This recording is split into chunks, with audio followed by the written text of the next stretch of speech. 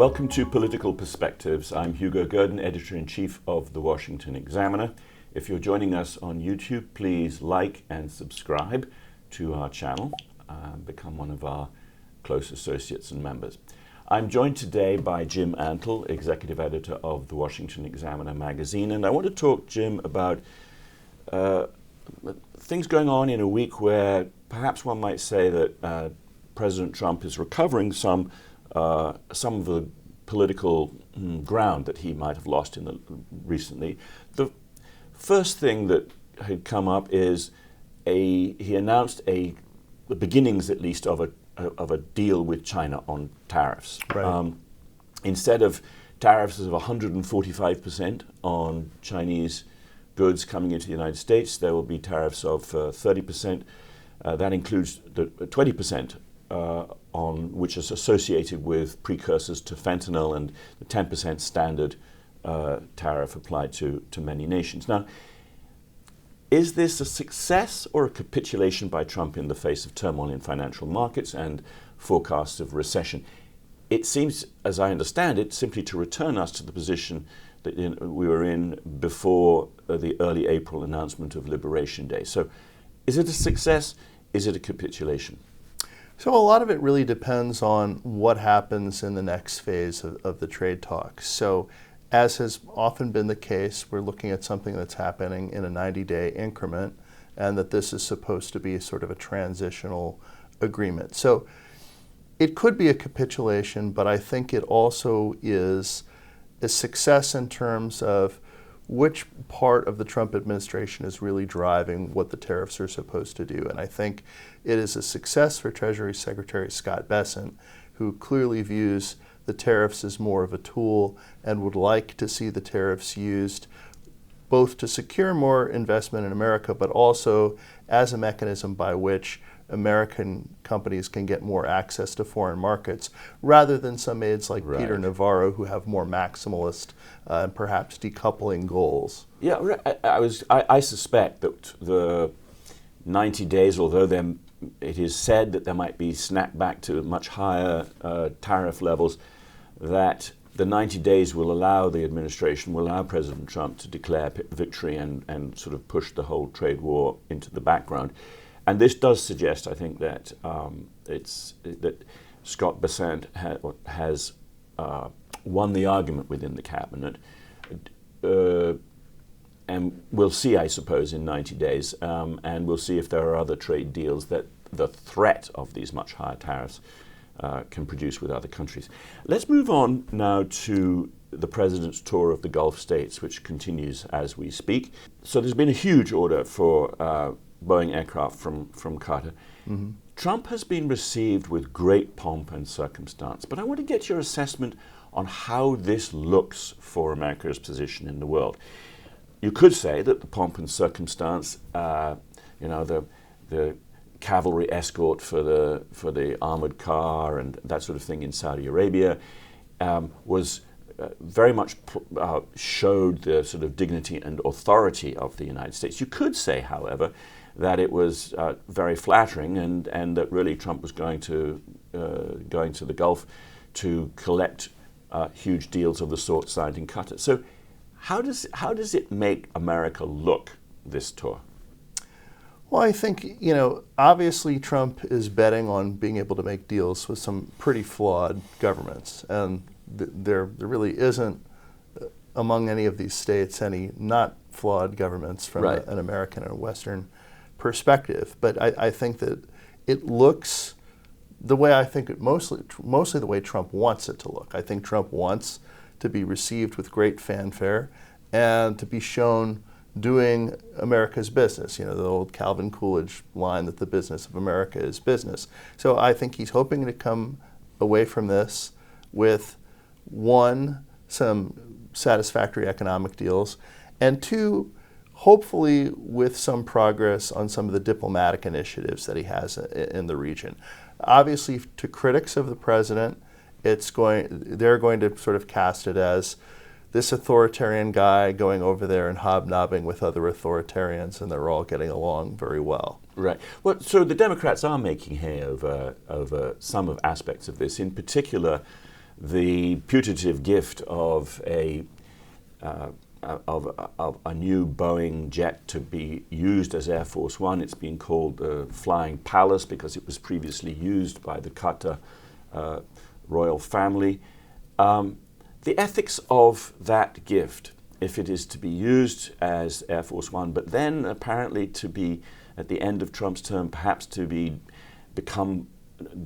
donated to his presidential library, these are seriously questionable. How effective do you think the Democrats can be in tarnishing President Trump and depicting him as a corrupt president, which they're clearly doing?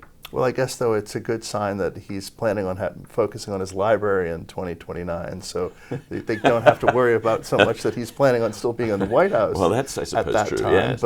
But yeah, I think it's a difficult thing to defend, although there are some questions as to whether the actual timeline for redoing the aircraft would actually work in terms of it being serviceable as Air Force One while Trump's in office, and then also still being available to be transferred to his presidential library. But yeah, I think it's a bad look, both because of the nature of the Qatari government, also the nature of this gift, the security aspects of making sure that this isn't a way to be able to spy on what's going on in Air Force One. In the past, though, what the Democrats have done wrong is that because they attack Trump over everything, it becomes very difficult to take seriously even areas where maybe they're raising some legitimate concerns. I think this is an area where there are some legitimate concerns, and even the optics of it alone are bad. But will the Democrats be able to focus on just this one thing long enough for it to really break through? Yeah. While Trump has been away, the House Ways and Means Committee has voted for multi-trillion-dollar tax cuts, which is essentially, but not precisely, the extension of current tax rates, making them permanent when they are due to expire at the end of the year.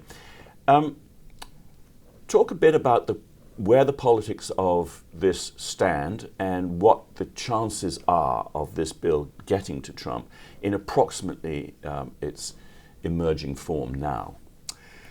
So on the one hand, it's important to extend the tax cuts, both because it's a major Republican campaign promise, and if the tax cuts aren't extended, you're going to have an across-the-board tax increase, multiple trillions of dollars that won't just be on upper income earners, it'll be on basically everybody who pays taxes.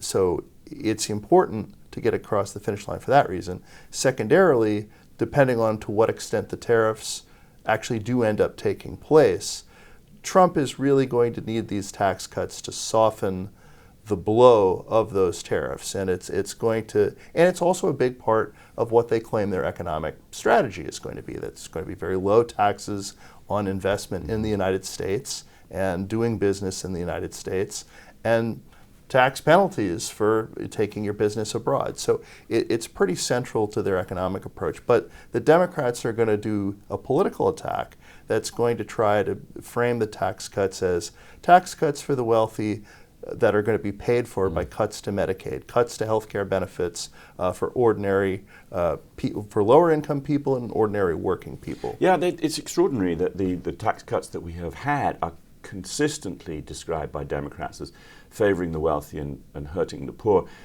In fact, as I understand it, the tax cuts, like 2/3 of Americans got tax cuts out of the current tax rates, the 2017 bill, and the lowest 25% are effectively removed from taxation, federal taxation altogether.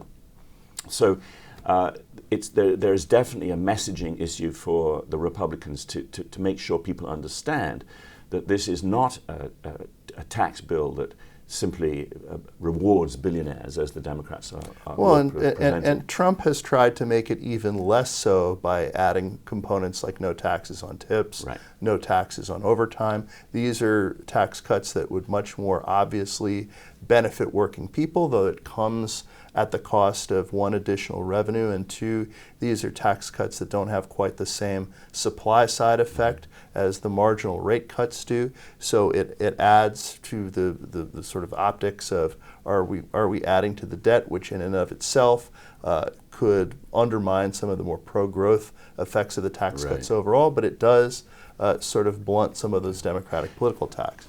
The final thing I would love to get your views on is an area where the Democrats are unlikely to complain because it is mostly their voters who will benefit from this, and that is the sort of recalcitrant SALT caucus, which is to say within the Republican Party there are a number of members of the House, and no doubt there will be some in the Senate too, who want to raise the cap on the state and local tax deduction. Most Republicans, fiscal hawks in particular, think this is a very bad idea. It has been raised in the Ways and Means Committee bill, the cap, from 10,000 to 30,000. Whether that stays in or not is an open question. But this little caucus, I think, of 5 or 6 Republicans is giving heartburn to all the other Republicans because they come from blue states, and the SALT deduction encourages profligate spending by Democratic governments within blue states and obliges everybody else who's a federal taxpayer to subsidize that spending. This is a very bad look for those particular Republicans. How do you see that whole issue of the SALT cap playing out? I mean, it's certainly bad policy to raise the cap, and it's very much a minority position among Republicans on Capitol Hill. But the current House majority relies very much on those handful of blue state members, particularly from New York. That's an area where Republicans made gains in the 2022 midterm elections. It's an area where the parties had seen some growth under President Trump. So there's likely going to be concessions made to the SALT caucus, even though they're not very big, and it's also one of the major areas where you could recoup some revenue to pay for the rest of the tax cuts is by having a lower SALT cap. And of course, you don't really want to be subsidizing high tax, high spending states in this manner, but they really don't have the votes to spare. So I suspect there will be some sort of deal struck. Yes, the narrow margin, I think it's 3 votes, means that there's very, very little room. So 5 or 6 SALT caucus members could be sufficient. Absolutely sufficient, yeah. Well, thanks very much, Jim. That's where we'll leave it. We're going to leave it for this week. Thanks very much for joining us. Again, if you're joining us from YouTube, do like and subscribe to our channel, and we'll see you next time.